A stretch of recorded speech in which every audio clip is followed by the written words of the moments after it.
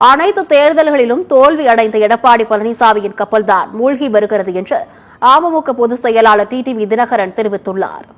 திருவண்ணாமலையில் செய்தியாளர்களை சந்தித்த அவர், எடப்பாடி பழனிசாமி தனது சுயநலத்திற்காக அதிமுகவை அழித்து வருகிறார் என குறிப்பிட்டார். 2026 தேர்தலுக்கு பிறகு அதிமுக என்ற கட்சிக்கு பழனிசாமி முடிவுரை எழுதிவிடுவார். எனவே அம்மாவின் தொண்டர்கள் அனைவரும் ஒன்றிணைந்துதான் திமுகவை எதிர்க்க முடியும் என்று டிடிவி தினகரன் கூறினார். டிடி தினகரன் பாரு, அது கூட பேர ஃபுல்லா சொல்ல தெரியாது.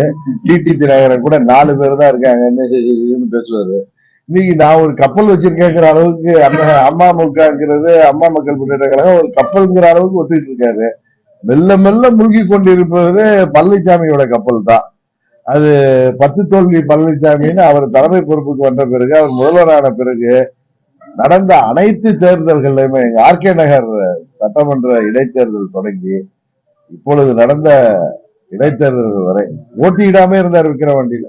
கேட்டா அம்மாவோட எல்லாம் இவரை கம்பேர் பண்ண முடியுமா? அம்மா இருக்கிற கட்சியில அந்த சீட்ல உட்கார்றதுனால அம்மாவுடைய தலைவருடைய தன்னை கம்பேர் பண்ணிட்டு அவரு ஒரு மாதிரி வேற உலகத்துல வாழ்ந்துட்டு இருக்காரு.